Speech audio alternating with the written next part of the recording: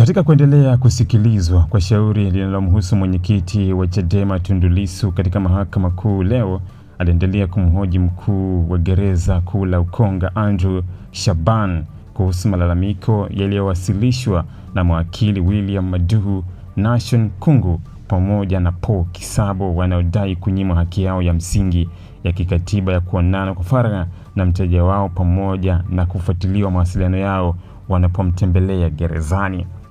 Akiongoza masuala ya dodoso, Lissu alianza kwa kumwelekeza shahidi aangalie kanuni za magereza kuanzia kanuni ya 9 hadi ya 17 na kumtaka awaeleze majaji kama zinaeleza utaratibu wa wafungwa kutembelewa gerezani pamoja na haki ya mawakili kuwatembelea wateja wao. Shahidi alikubali kuwa kanuni hizo zinaeleza haki hizo. Lissu aliendelea kumhoji kuhusu utaratibu unaowahusu wafungwa waliohukumiwa adhabu ya kifo, ambapo shahidi alikiri kuwa wafungwa hao hutakiwa kuwa chini ya uangalizi wa askari wasiopungua 3. Alipoulizwa kama utaratibu huo unawahusu pia mahabusu, shahidi alisema hakuna sehemu kwenye kanuni inayosema hivyo. Akiendelea kujenga hoja yake, Lissu alirejea kanuni ya 33 inayohusu wageni wanaowatembelea wafungwa.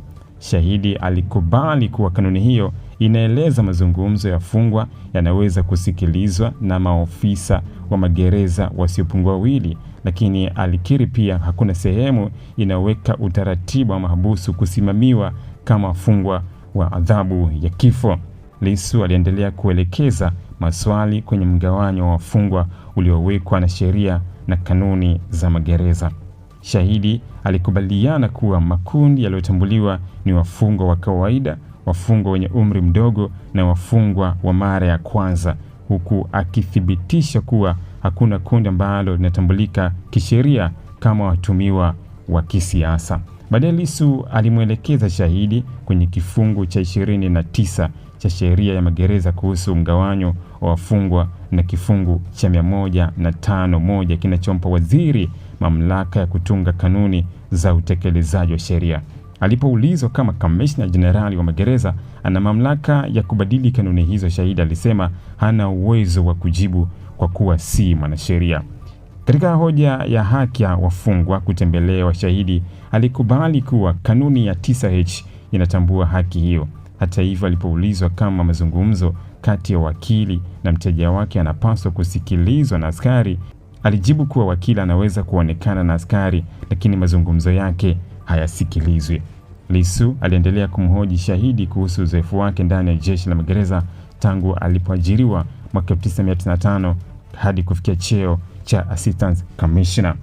Alipomuuliza kama jeshi hilo linaweza kuajiri mtu asiyeona au asiyesikia, ambapo shahidi alijibu haiwezekani isipokuwa askari anaweza kupata ulemavu akiwa tayari kazini.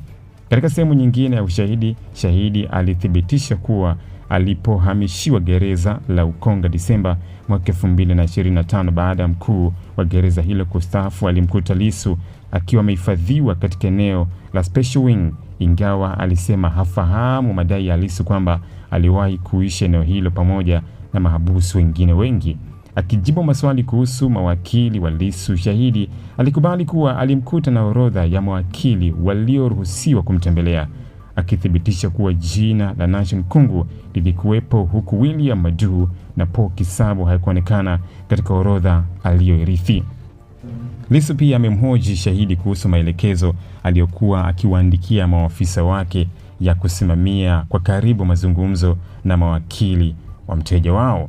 Shahidi alikubali aliandika maelezo hayo kwa mawakili wake waliokuwa wakimtembelea Lissu, lakini akasema alimaanisha kuhakikisha utaratibu unafuatwa, si kusikiliza mazungumzo yao. Alikiri pia kuwa hakuna sehemu aliyoandika maelezo yanayokataza askari kusikiliza mazungumzo hayo. Shahidi alithibitisha pia kuwa awali Lissu alikuwa akizungumza na mawakili wake kupitia chumba maalum chenye kioo cha kutenganisha kabla ya utaratibu huo kuhamishiwa katika ofisi ya admission officer. Mwishoni mwa dodoso hilo, Lissu amemuuliza shahidi kama aliwahi kupiga marufuku viongozi wa Chadema kumtembelea gerezani. Shahidi alikanusha. Lissu akajibu kuwa ikiwa ni hivyo basi kuanzia siku inayofuata viongozi hao waruhusiwe kumtembelea. Kauli hiyo imezua vicheko kutoka kwa wananchi waliokuwa wakifuatia kesi hiyo hapo mahakamani, kabla shahidi hajasisitiza kuwa hawezi kuruhusu jambo hilo kwa sasa kwa kuwa swala hilo bado liko mbele ya mahakama.